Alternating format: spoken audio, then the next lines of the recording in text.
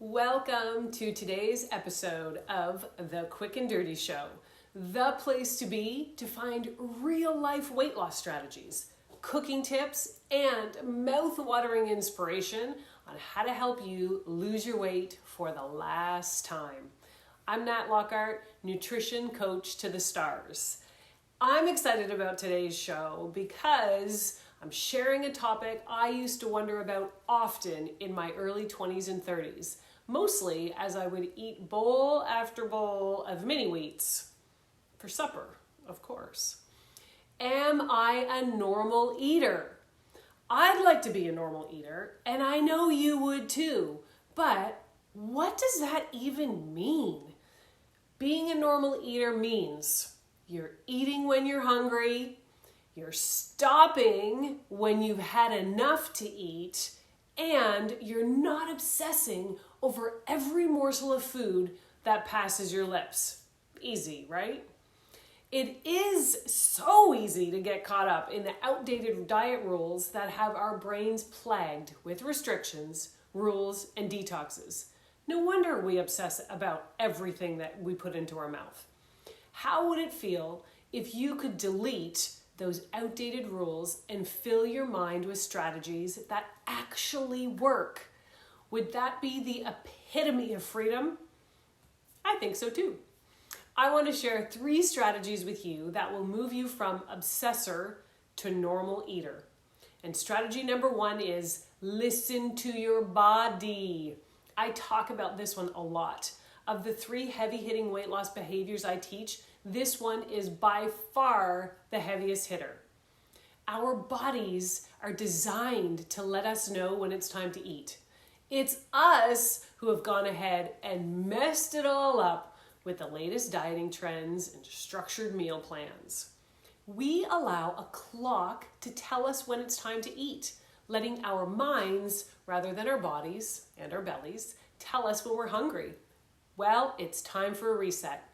Starting right this second, don't put another piece of food in your mouth until you're actually hungry. I mean, belly rumbling, starting to lose focus, getting irritated and cranky kind of hungry. But not to the point of no return where you can't control your eating. Don't go that far. And here's the thing with this. You may not get hungry for hours. You may even miss a meal. And that's okay. That's normal. Give yourself permission to eat breakfast at 10 a.m. or lunch at 2:30. But make a promise to yourself right now that you're not going to eat until you're hungry. You're going to wait until you're hungry until the next time you eat. Allowing that hunger to show up allows your body and your mind to recognize when you're hungry and what it feels like. So listen to your body, get to know it, and listen really closely. Strategy number 2 is don't worry about your next meal. Okay, so logically, we know we have enough food. And yes, we're super grateful for having the ability to nourish our bodies when not everyone has access to the basic necessity of food. But unfortunately, our caveman tendencies haven't caught up to the modern brain yet, so that when we sit down to eat, our innate tendencies, along with the overabundance of food, are telling us to eat all of the things. In cave people days, they didn't know where their next meal was coming from, when it would be, and even how much they'd get to eat. But today, we do know that, and we're blessed enough to be able to eat any time of the day.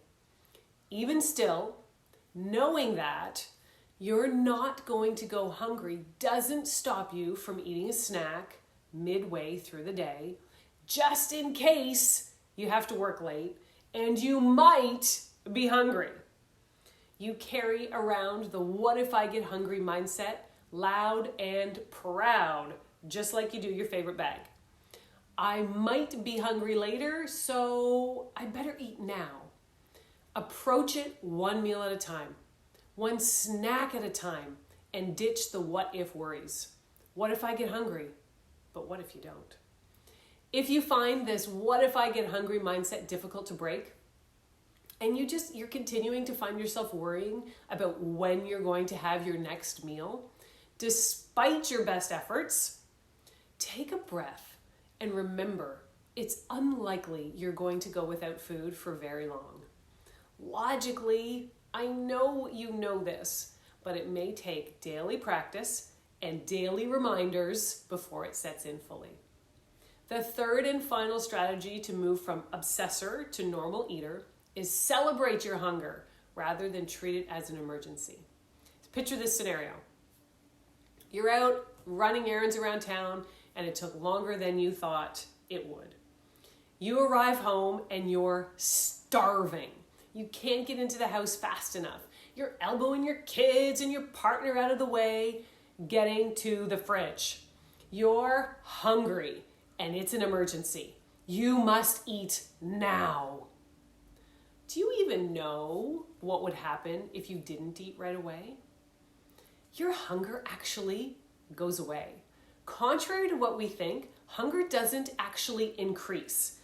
You don't continue to get more and more hungry. Hunger just, it ebbs and flows. So rather than fearing hunger, celebrate the fact that you've allowed yourself to experience it. Feeling hungry is one of the most basic signals of normal eating.